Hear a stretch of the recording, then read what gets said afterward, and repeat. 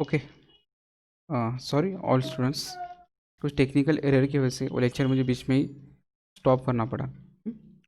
Okay, अब वो lecture को आगे से स्टार्ट कर रहा हूँ, ध्यान दो। तो मैं क्या बता रहा था, एक्सटर्नल एक्सटर्नल यूजर्स के बारे में बता रहा था। तो एक्सटर्नल यूजर्स कितने हो गए आपके?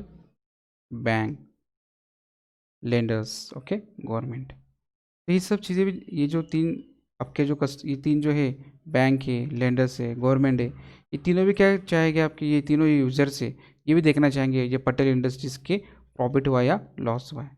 तो ओवरऑल एक ही बात है, financial accounting, okay, financial accounting, okay, हम लोग क्यों करते हैं? इसीलिए करते हैं कि हमें प्रॉफिट समझ में आए और लॉस समझ में आए।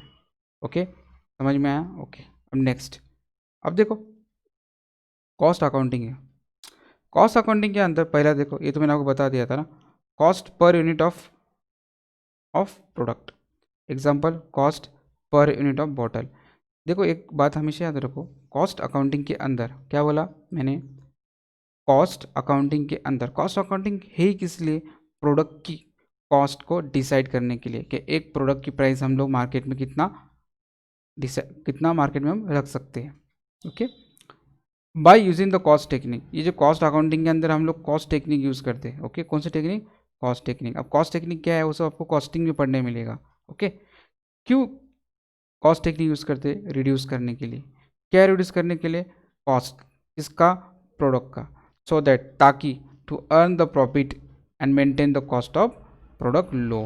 देखो हमारे इंडियन मार्केट में क्या, कौन सी चीज़ आसानी से बिकती है? जो क्या हो, चीप हो, सस्ती हो, और कैसी हो, टिकाऊ, ड्यूरेबल हो। वो चीज़ क्या होती है, मार्केट में जल्दी से बिकती है और ज़्यादा क्वांटिटी में बिकती है।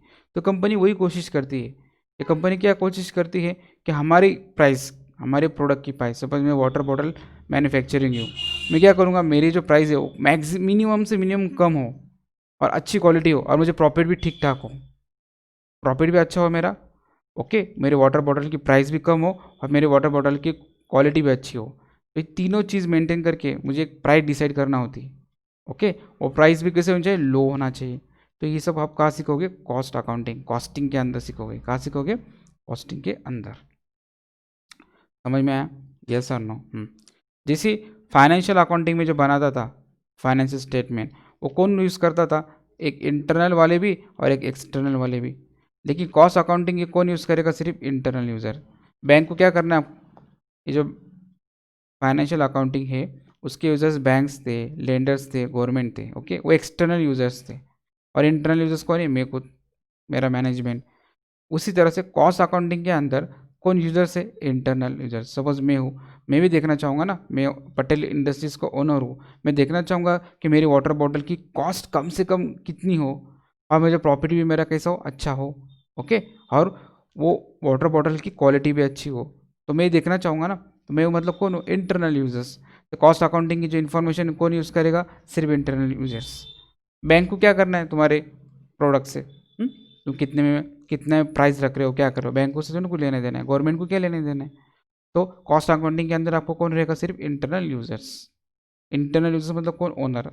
आपकी कंपनी के अंदर वो क्यों देखना चाहेगा? वही तो देखेगा ना, जो मेरी वाटर बॉटल है उसकी प्राइस में कितने डिसाइड करूँ, ताकि मुझे प्रॉफिट भी अच्छा हो और क्या हो, क्वालिटी भी अच्छी हो, और वो मार्केट में ज़्यादा भी बिके।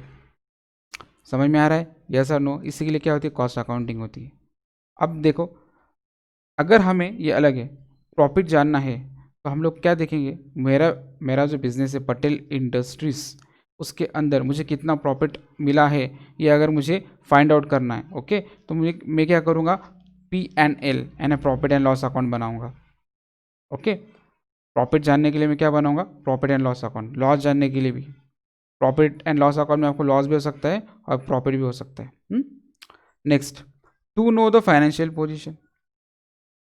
To know the financial position. Financial position मतलब क्या? कंपनी की एसेट्स कितनी है और कंपनी की लायबिलिटी कितनी है।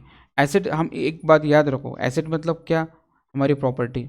और एसेट हर एक चीज़ को कहते हैं। अगर आपने किसी को माल, गुड्स सोल्ड किया है, अगर उससे पैसा लेना है, तो आपका कौन कौन रहता है? वो डेटर। मैंने बताया था ना, तो डेटर भी आपका एसेट है, क्योंकि वहाँ से आपको पैसा आना है।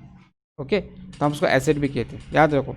फाइनेंशियल पोजीशन में हम लोग क्या बनाते हैं, बैलेंस शीट बनाते हैं, क्या बनाते हैं। और बैलेंस शीट से हमें क्या पता चलता है कि हमारी एसेट्स कितनी हैं और लायबिलिटीज कितनी हैं। क्या बोला मैंने, अपनी एसेट कितनी है और अपनी लायबिलिटी कितनी है। ये कौन बताता है, फाइनेंशियल, मतलब ये कौन बताता है, बैलेंस शीट। बैलेंस शीट से हमारे फाइनेंशियल पोजीशन पता चलते हैं। पोजीशन मतलब क्या, कि कंपनी अच्छे कंडीशन में या बुरे कंडीशन में। याद रखो, सिंपल बात है ना, मेरे कर्ज बहुत हो गए और एसेट्स बहुत कम है, मेरा कंडीशन कैसी रहेगी, खराब ही रहेगी ना।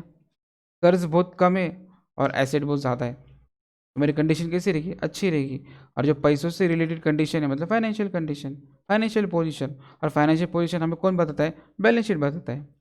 ओके। मैं क्या बना रहा हूँ, मेरे पटेल इंडस्ट्रीज़ में एक वाटर बॉटल का मैन्युफैक्चरिंग कर रहा हूँ। तो मुझे जानना है भाई, क्या वाटर बॉटल जो है उसकी प्राइस में कितनी रखूँ ईच प्रोडक्ट, ताकि मेरा क्या हो, प्रॉफिट भी हो और मेरी वाटर बॉटल अच्छे से सेल भी हो। तो ये कैसे बनेगा, कॉस्ट शीट से बनेगा। पहले कॉस्ट अकाउंटिंग के अंदर अब हम प्रोडक्ट का प्राइस डिसाइड करने के लिए कॉस्ट शीट बनाते हैं। वो आएगा आपको कॉस्टिंग के अंदर, क्या बनाते, cost sheet. Cost, got it, समझ में आया कि नहीं आया। Okay, next. अब थर्ड है मैनेजमेंट अकाउंटिंग। क्या आपका पहला मैंने आपको क्या पढ़ा, कॉस्ट अकाउंटिंग, सेकंड पढ़ा है सॉरी, पहले आपको पढ़ा है फाइनेंशियल अकाउंटिंग, सेकंड पढ़ा है कॉस्ट अकाउंटिंग। अब थर्ड क्या पढ़ा रहा हूँ आपको, मैनेजमेंट अकाउंटिंग। सर ये मैनेजमेंट अकाउंटिंग क्या रहता है, बताता हूँ ना क्या रहता है। Company raise the money, company क्या करती है, मनी को रेज करती है। रेज मतलब क्या, लेना, निकालना, bye issuing shares and debenture. अब देखो भाई, ये सब नई नई नई बातें आपको सुननी आ रही है, ध्यान से सुनो। मैं पटेल इंडस्ट्रीज हूँ, ओके। मुझे वाटर बॉटल बनाने के लिए पैसे चाहिए, तो मैं कहाँ कहाँ से पैसे ला सकता हूँ। एक तो बैंक का मैंने आपको बता दिया, ओके, बैंक से मांग के लोन लेके। उसके अलावा आप कहाँ से पैसे ला सकते हो, शेयर्स से। सर इस शेयर्स क्या होता है, शेयर्स एक बहुत बड़ा कंसेप्ट है। अभी आप बेसिक लेवल पे मैं आपको थोड़ा सा बताता हूँ, ज़्यादा डीप में नहीं बताऊँ तो कन्फ्यूज़ हो जाओगे आप। कुछ नहीं है, शेयर्स, मेरी कंपनी है, ध्यान से सुनो। 2 मिनट के लिए मान लो मुझे क्या चाहिए, प्रोडक्ट बनाने के लिए मुझे बैंक से लोन नहीं लेना है, लेंडर से भी लेना नहीं है, बस तो मुझे कहाँ से लेना है, ध्यान से सुनो मैं क्या बता रहा हूँ। मुझे छोटा एग्जांपल देता हूँ, बड़ा नहीं, छोटा सा। छोटे से हम बड़े पे जाएंगे। मुझे कुछ प्रोडक्ट बनाना है, उसकी प्राइस है 100 रुपीज़। मेरे पास 100 रुपीज़ नहीं है, क्या है मेरे पास, 100 रुपीज़ नहीं है। एक बात समझ लो, आज के ज़माने में 100 की कोई वैल्यू नहीं, लेकिन कंसिडर कर लो, 100 रुपीज़ की वैल्यू बहुत ज़्यादा है, करोड़ों के बराबर है। चाहे तो अच्छा एग्जांपल है, तो मुझे 10 लाख की ज़रूरत है, क्या क्या करने के लिए, वाटर बॉटल की मैन्युफैक्चरिंग करने के लिए, ओके। मेरे पास 10 लाख रुपीज़ नहीं है, तो मैं क्या करूँगा, अगर मैं किसी के पास मांगने जाऊँगा, सर मुझे 10 लाख दो, देगा क्या वो, इतनी बड़ी अमाउंट है मेरे पास, तो नहीं इतने पैसे, 10 लाख कहाँ से ला के दूँ। अगर वही 10 लाख में अगर कभी 10 लोगों से अगर मांगता हूँ, 1 1 लाख, तो आराम से मिल जाएंगे मुझे। वही अगर मैं 20 पीपल से मांगता हूँ, कितने, 20, तो मुझे कितने लोगों से, एक एक आदमी से कितना लेना पड़ेगा, 50 50 थाउजेंड। क्या करना पड़ेगा, 50 50 थाउजेंड लेना पड़ेगा। Yes sir, no, yes. ध्यान से सुनो मैं क्या बता रहा हूँ। आप छोटा सा एग्जाम्पल दो, आपको 100 रुपीज़ की ज़रूरत है, कितनी, 100 रुपीज़ की ज़रूरत। आप अगर छोटे बच्चे हो, 15 16 ईयर के, आपके पास 100 रुपीज़ नहीं है, आपको कुछ अच्छी चीज़ खानी है, तो आप क्या करोगे, यार मेरे पास 100 रुपीज़ नहीं है। अगर आप किसी फ्रेंड के पास जाओगे, वो तो मेरे पास भी नहीं है, लेकिन वही 100 रुपीज़ अगर आप 10 लोगों से मांगोगे, तो आपको एक से कितना मांगना पड़ेगा, 10 10 रुपये मांगना पड़ेगा ना। तो 10 रुपये देना आसान जाएगा ना, तो आपको 10 10 रुपीज़ 10 फ्रेंड तो आराम से दे देंगे, तो आपके पास 100 रुपीज़ जमा हो जाएंगे। उसी तरह से कंपनी के केस में ऐसे ही होता है। मुझे अगर 10 लाख की ज़रूरत है, मैं अगर एक आदमी से मांगूंगा तो शायद नहीं देगा, 2 लोगों से मांगूंगा तो शायद नहीं दे पाएगा, 10 लोगों से मांगूंगा तो लोग शायद कम कम ही देंगे, लेकिन 20 लोगों से मांग लूंगा तो 50 50 थाउजेंड शायद मिल ही जाएगी। तो याद रखो, कंपनी के अंदर आपको जो अमाउंट होती है ना, 10 लाख, उसको मैंने स्मॉल स्मॉल पार्ट में डिवाइड कर दिया। क्या कर दिया, स्मॉल स्मॉल पार्ट में डिवाइड कर दिया। कितने पार्ट में डिवाइड किया, 10 लाख को 20 पार्ट्स में। देखो बताता हूँ,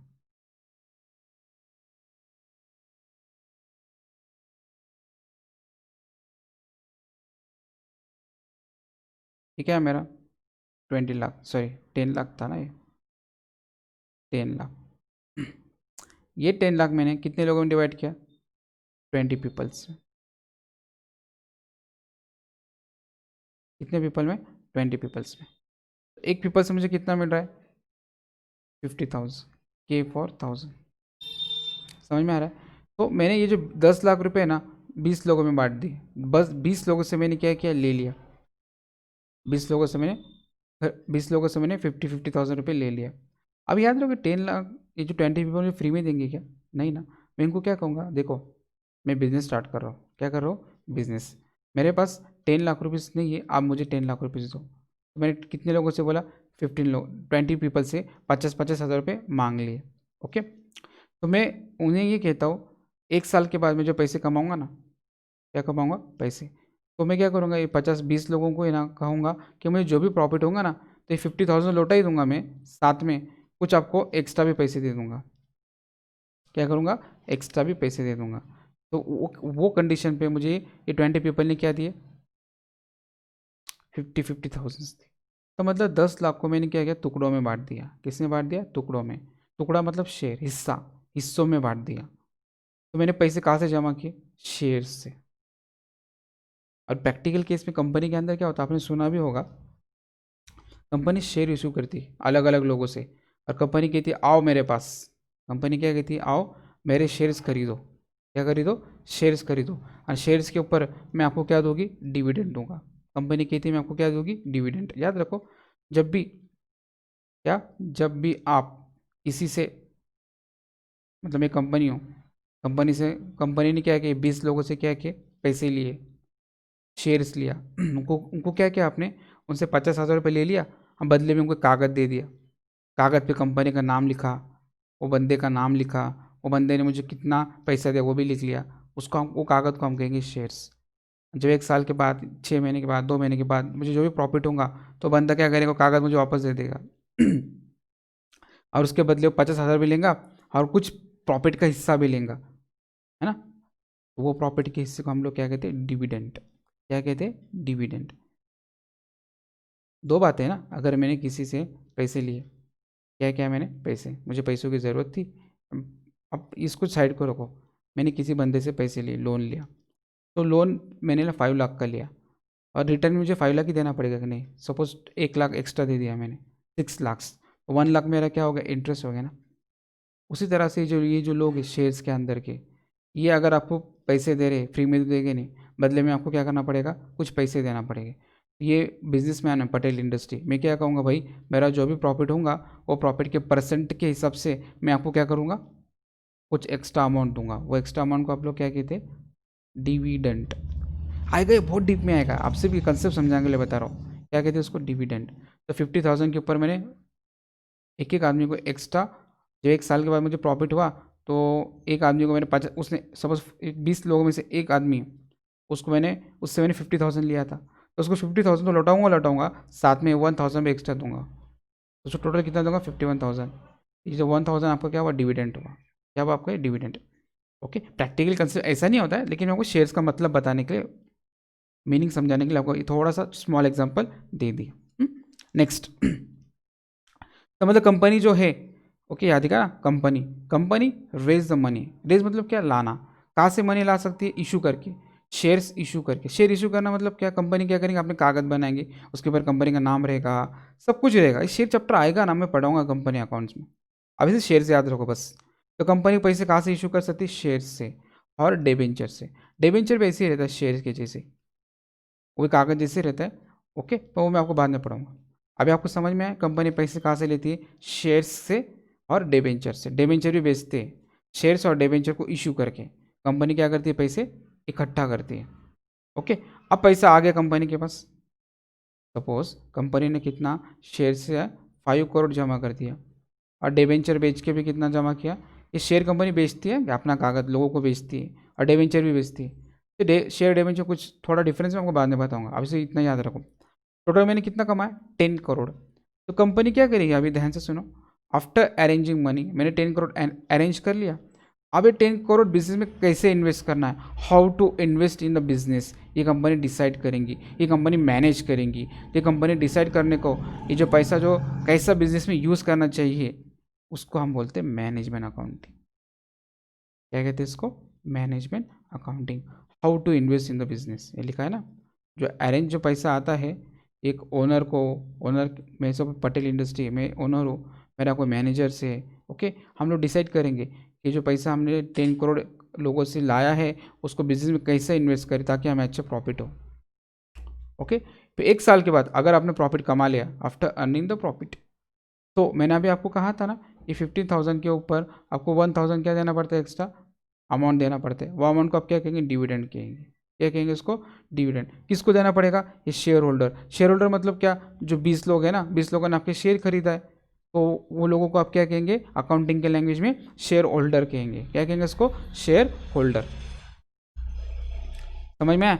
and keep the sum part of profit aside by the company for future contingencies. आपको समझ में आया? तो आप ध्यान से सुनो। पहले तो कंपनी क्या करेंगे? पैसे कहाँ से लेंगे वो सोचेंगे। पैसा लाने के बाद उसको कहाँ इन्वेस्ट करना है वो डिसाइड करेंगे। जब डिसाइड हो गया, बाद में 1 साल बाद उसने क्या कमाया? प्रॉफिट कमाया। तो प्रॉफिट किस तरह से ये अलग 20 लोगों में बांटना है, तो 20 लोगों को आप कौन क्या कहेंगे? Share holder. क्यों शेयर होल्डर कहेंगे? क्योंकि उन्होंने पटेल इंडस्ट्रीज से क्या क्या शेयर्स खरीदा है, ओके। और 1 साल बाद शेयर्स की अमाउंट तो देना ही पड़ेगी, उसके अलावा प्रॉफिट के ऊपर डिविडेंड भी देना पड़ेगा। डिविडेंड मतलब क्या? एक हिसाब से इंटरेस्ट ही समझ लो। और जो बचे, अब सपोज मैंने 10 करोड़ कमा लिए, ओके, 10 करोड़ प्रॉफिट कमाया, तो 10 करोड़ से मैंने 4 करोड़ किसको दे दिया? ये 4 लोगों को, ये 20 पीपल्स को दे दिया। अब बचा कितना मेरा? 6 करोड़। तो बचा 6 करोड़ कंपनी क्या करेगी? साइड को रख देगी। फ्यूचर कौन देखा ना, keep the sum part of profit. 6 crore का सम पार्ट है प्रॉफिट का, वो क्या करेंगे कंपनी? Future contingency. अगर फ्यूचर में कोई भी प्रॉब्लम आती है कंपनी को, तो वो प्रॉब्लम सॉल्व करने के लिए ये 6 करोड़ कंपनी क्या करेगी? साइड को रख देंगी। तो मेरा ये बोलने का मकसद है कुछ नहीं, मैनेजमेंट अकाउंटिंग में ये होता है पैसे कैसे रेस करो, मतलब पैसा लाओ कैसे, लाने के बाद उसको इन्वेस्ट करो, फिर इन्वेस्ट करने के बाद उसको शेयर होल्डर में किस तरह से बांटो, और जो प्रॉफिट है उसको कहाँ कहाँ संभाल के रखना है, ये सब काम कौन करता है? मैनेजमेंट अकाउंटिंग करती है। आई बात समझ में? Okay, next human resource accounting. Next क्या आपका? Human resource accounting. Human resource accounting is activity of knowing the cost invested for people. अब देखो क्या है कॉस्ट इन्वेस्टेड फॉर पीपल। मेरी कंपनी पटेल इंडस्ट्रीज, मेरी कंपनी पटेल इंडस्ट्रीज। अब मुझे क्या चाहिए? मुझे अच्छा ऑर्डर आ रहे हैं वाटर बॉटल मैन्युफैक्चरिंग के, तो मुझे किसकी ज़रूरत है? एक स्किल वर्कर की, ताकि मेरी कंपनी में अच्छे एम्प्लॉय आए, होशियार लोग आए, वो मेरा क्या करे? अच्छे से अच्छे बॉटल बना के दे और उनसे मुझे प्रॉफिट हो। तो मैं क्या करूँगा? रिक्रूटमेंट करूँगा। ये करा ना पहला, अच्छे अच्छे एम्प्लॉय लाने के लिए रिक्रूटमेंट को मराठी में कहते भर्ती बोलते हैं ना। न्यू न्यू वर्कर को कंपनी में दाखिल करना, एडमिट करना, ले लेना। उनको मैं क्या करूँगा? ट्रेन करूँगा। अगर ट्रेन नहीं होंगे वर्कर तो मैं इनको क्या करूँगा? ट्रेन करूँगा, ओके। ट्रेन करने के बाद वो काम करेंगे मेरी कंपनी में, तो काम करने के बाद तो मुझे उनको क्या करना पड़ेगा? सैलरी देना पड़ेगी, ओके। सैलरी के अलावा उनको अदर बेनिफिट भी देना पड़ेगा। अदर बेनिफिट मतलब क्या? कंपनी को वर्कर को क्या देना पड़ता है? बोनस देना पड़ता है, ओके। या फिर कंपनी को ट्रैवलिंग एक्सपेंसेस देना पड़ते हैं, उनके कुछ खर्चे होते हैं वो भी अलग से देना पड़ते हैं। किसको? कंपनी को। किसको देना पड़ते हैं? उनके वर्कर को। तो ये रिक्रूटमेंट करना, फिर वर्कर को ट्रेनिंग देना, ट्रेनिंग के बाद वर्कर को सैलरी देना, हर कुछ दूसरे भी बेनिफिट देना, ये सब चीज़ों के लिए कंपनी को क्या करना पड़ता है? पैसे खर्चा करना पड़ता है ना। यस और no? Yes. And in return तो कंपनी चाहेंगी doing their contribution to organisation to the profitability. तो रिटर्न में कंपनी क्या चाहेंगी? ये वो जो वर्कर है वो क्या करे? मुझे ज़्यादा से ज़्यादा प्रॉफिट कमा के दे। किसको? ऑर्गेनाइजेशन को। समझ में आ रहा है? यस और no? Okay. Human resource accounting is attempt to identify and quantify. Identify मतलब पहचानना। आइडेंटिफाई का मतलब क्या होता है? पहचानना। और क्वांटिफाई करना मतलब उसको बोलते हैं मेजर करना, देखना। अब ह्यूमन रिसोर्स अकाउंटिंग में जो कंपनी है वो क्या चाहती है? वो ये चाहती है and report the investment made in the human resource of organisation that are not presently accounted under the conventional accounting practice. मतलब ये जो पॉइंट है ये आपको क्या बता रहा है कि ये जो ह्यूमन रिसोर्स अकाउंटिंग है ना, ये अकाउंट का पार्ट ही नहीं है। आखिर होना चाहिए था। अगर देखोगे तो होना चाहिए था। क्यों? क्योंकि हम लोग इतना पैसा इन्वेस्ट करते हैं, ओके। एम्प्लॉय के ऊपर। बदले में एम्प्लॉय क्या करता है, कंपनी में काम करता है, हमें अच्छा खासा प्रॉफिट भी कमा के देता है। ओके, अगर एक कंपनी के अंदर एक स्किल वर्कर हो, अच्छा होशियार, उससे कंपनी को बहुत फ़ायदा हो रहा है। क्या हो रहा है, कंपनी को बहुत फ़ायदा हो रहा है। तो उससे कितना फ़ायदा हो रहा है, तो वो वर्कर हमारे लिए कितने हज़ार का है। सर इंसान की कीमत, मान लो एक मैं पटेल इंडस्ट्री हो, मेरी कंपनी में मिस्टर ए नाम के पर्सन है, उनसे मुझे बहुत फ़ायदा होता है। तो मेरे बैलेंस शीट के अंदर, मेरे प्रॉफिट एंड लॉस अकाउंट के अंदर वर्कर का नाम आया क्या? नहीं। ये वर्कर से मुझे इतना करोड़ का फ़ायदा होता है, नहीं। इसका मतलब ये अकाउंटिंग का ड्रॉबैक है। अकाउंट्स क्या करता है, ह्यूमन रिसोर्स अकाउंटिंग को गिनता ही नहीं है। अगर एक वर्कर बहुत स्किल है, उससे हमें बहुत फ़ायदा हो रहा है, तो वो वर्कर हमारे लिए कितने हज़ार का है, कितने लाख का है, उसकी कीमत कितनी है हमारी अकाउंट के अंदर, हमारी कंपनी के अंदर, ये अकाउंट डिसाइड नहीं करता। सर नहीं समझा। समझाता हूँ क्या होता है। कोई वर्कर है, ओके, वो कंपनी में काम कर रहा है, अच्छा खाता काम कर रहा है, उससे मुझे अच्छा फ़ायदा हो रहा है, तो उसकी वैल्यू कितनी है, उससे मुझे कितने का फ़ायदा हो रहा है, वो रहने से मेरा कितना नुकसान हो सकता है, वो रहने से मुझे कितना फ़ायदा हो सकता है, और उसको जाने से कितना नुकसान होता है, उसकी वैल्यू मुझे पता नहीं, क्योंकि अकाउंटिंग वो निकाल नहीं पाती।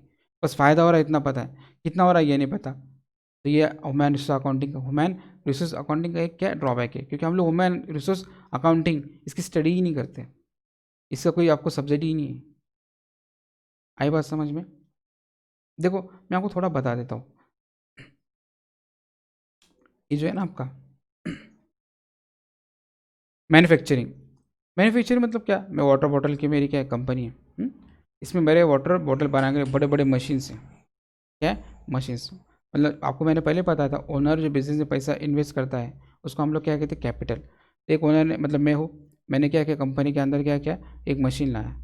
क्या लाया, मशीन। वो कैपिटल के फॉर्म में। कैपिटल के फॉर्म में मतलब क्या, जब भी ओनर कंपनी के अंदर क्या करता है, अपना पैसा इन्वेस्ट करता है, उसको हम क्या कहते हैं, कैपिटल। ज़रूरी नहीं कि ओनर क्या करे, पैसा इन्वेस्ट करे। कम ओनर क्या कर सकता है कंपनी में, पैसे के अलावा और कुछ चीज़ भी डाल सकता है। तो मैंने क्या किया, पटेल इंडस्ट्रीज़ में, मैं पटेल हूँ, पटेल सर, मैंने मशीन डाला, मतलब मैंने मशीन लेकर आया कंपनी के लिए, तो वो कंपनी क्या होगी मेरी, वो मशीन मेरे लिए क्या होगी, कैपिटल। तो मशीन की वैल्यू कितनी है तो मुझे पता है, वो तो मैं आराम से निकाल लूँगा। लेकिन सर्विस सेक्टर पता है आपको, सर्विस सेक्टर मतलब क्या, मेरे को दिख रहा नहीं है, सर्विस सेक्टर। तो सर्विस सेक्टर मतलब क्या सर, होटल, होटल्स के अंदर, होटल आपको कुछ बेचता है क्या, नहीं, वो आपको सर्विस देता है ना। टीचर, टीचर कुछ चीज़ बेचता है कि नहीं, वो आपको पढ़ाता है। डॉक्टर, आईटी कंपनी, ये आपको कुछ बेचते हैं कि नहीं, ये आपको सर्विस देते हैं। समझ में आ रहा है? लॉयर्स, लॉयर जो होते हैं ना वो टीचर, सॉरी लॉयर जो होते हैं वो सर्विस देते हैं ना, वो कोई बेचते हैं क्या आपको, नहीं। तो सर्विस सेक्टर, जैसे टीचर हुआ वो कौन है, जैसे मैन्युफैक्चरिंग के अंदर मेन काम कौन करता है, मशीन्स करती है। सर्विस सेक्टर के अंदर मेन काम कौन करता है, इंसान करते हैं ना। सर ऐसे कैसे, मैं टीचर हूँ, मैं पढ़ा रहा हूँ, अगर मैं नहीं रहा तो, मेरे पटेल क्लासेस के अंदर मशीन कौन हूँ, मैं हूँ ना। समझ में आ रहा है, yes sir no. Service sector के अंदर जैसे होटल है, होटल्स के अंदर काम कौन करता है, लोग ही काम करते हैं कि मशीन काम करती है। डॉक्टर्स में डॉक्टर आपको सर्विस देता है, आप जब डॉक्टर के पास जाते हो मशीन चेक करते कि आपको, नहीं। अब मशीन्स होती है लेकिन मेन तो डॉक्टर ही होता है ना, चेक करने वाला, बोलने वाला, समझाने वाला। सर्विस सेक्टर के अंदर जो है वो ह्यूमन कैपिटल यूज़ होता है। क्या कैपिटल यूज़ होता है, ह्यूमन कैपिटल। और मैन्युफैक्चरिंग के अंदर मशीन कैपिटल। मैन्युफैक्चरिंग के अंदर वाटर बॉटल कौन बनाता है, मशीन बनाती है। ओके, टीचर लाइन के अंदर बच्चों को कौन पढ़ाता है, मशीन पढ़ाती है। सर मशीन का यूज़ करते हुए बात अलग है, लेकिन पढ़ाने वाला तो टीचर ही रहता है ना, मेन। याद रखो, अगर मेन ही रहा तो कौन पढ़ेगा आपको, बताओ। कंपनी अगर एक फर्म है, उसकी फर्म है लॉयर्स की, लॉयर है ना, उसकी खुद की फर्म है, वो अगर फर्म बना के रखा और वहाँ मशीन रख दिया, चलेगा क्या? फर्म के अंदर लॉयर को बैठना पड़ेगा ना केसेस हैंडल करने के लिए। तो ये टीचर्स हो गए, लॉयर्स हो गए, जो भी हो, इनका, होटल्स वाले हो गए, इनका काम क्या होता है, सर्विस देना। तो यहाँ किसी की ज़रूरत पड़ती है, ह्यूमन कैपिटल की। किसकी ज़रूरत पड़ती है, ह्यूमन कैपिटल की। ये बात समझ में, ये सर नो। लेकिन ये ह्यूमन कैपिटल है ना, ये लिखा देखो, that are not accounted under the current accounting practices. मतलब आपके अकाउंट के अंदर ह्यूमन कैपिटल का नाम ही लिया नहीं है, वो कितने फ़ायदे का है आपका, उसके बारे में अकाउंट ने बताया ही नहीं है आपको। ओके, समझ में आया? तो there are the 4 types of the accounting. Okay, account के कितने ब्रांचेस है? 4। पहला ब्रांच कौन सा आपका? फाइनेंशियल अकाउंटिंग, जिससे आप क्या फाइंड आउट करते हो? Profit and loss account. और क्या बताते हो आपको? Financial position. फाइनेंशियल पोजीशन बताना मतलब क्या बताना? आपकी कंपनी का एसेट्स कितना है और लायबिलिटी कितनी है। उसके बाद कॉस्ट अकाउंटिंग। कॉस्ट अकाउंटिंग वो आपका क्या क्या बताता है कि कोई भी प्रोडक्ट का प्राइस कितना होना चाहिए, ओके, कितना हमें प्रॉफिट होना चाहिए, वो प्रोडक्ट का प्राइस कितना कम रखना है या कितना बढ़ाना है। मतलब शॉर्ट में आपको बताता हूँ, कॉस्ट अकाउंटिंग आपको क्या करता है? प्रोडक्ट की प्राइस फाइंड करने में हेल्प करता है। थर्ड क्या आपका? Management accounting. मैनेजमेंट अकाउंटिंग क्या करती है? कंपनी को पैसे रेज करके देती है। कहाँ से? शेयर्स से, डिवेंचर्स से। जो पैसा आपके पास आता है वो पैसा का कैसे यूज़ करने का वो आपको कौन बताएगा? Management accounting. और जो पैसा आपके पास यूज़ करने के बाद आपने जो प्रॉफिट कमाया और प्रॉफिट किसको किसको बांटना है और कहाँ कैसे कैसे प्रॉफिट का इस्तेमाल करना है, ये सब कौन करता है? Management accounting. और फोर्थ हो गया आपका ह्यूमन रिसोर्स अकाउंटिंग। अभी ये जो ह्यूमन रिसोर्स अकाउंटिंग है ये आपको क्या बताता है? कुछ नहीं। ह्यूमन रिसोर्स अकाउंटिंग में एक जो वर्कर है, सॉरी एक एम्प्लॉयर है मतलब मालक, वो अपने वर्कर को कितना क्या कितना पैसा इन्वेस्ट करता है उसको ट्रेन करने के लिए, उसको रिक्रूटमेंट करने के लिए, उसकी सैलरी देने के लिए, और बदले में वो वर्कर अपने मालक को कितना पैसा कमा के देता है। ओके, इसको बोलते हैं ह्यूमन रिसोर्स अकाउंटिंग। ये जो ह्यूमन रिसोर्स अकाउंटिंग है ये इसका कोई चैप्टर नहीं है, हमको समझ में आया? यस और नो? ये 4 आपके क्या थे? ब्रांचेस थे। Got it? यस। ओके, तो ये लेक्चर मैं अभी यही ख़त्म करता हूँ। ये जो लास्ट लेक्चर था उसी को मैंने यहाँ कंटिन्यू किया है। समझ में आ रहा है? तो हम लोग नेक्स्ट जो पढ़ेंगे वो लास्ट होगा आपका अकाउंट्स के एडवांटेजेस क्या है, लिमिटेशंस क्या है। वो पढ़ने के बाद आपका अकाउंट्स का फर्स्ट चैप्टर, बेसिक चैप्टर क्या हो जाएगा? एंड हो जाएगा। Got it? समझ में आया? बाय।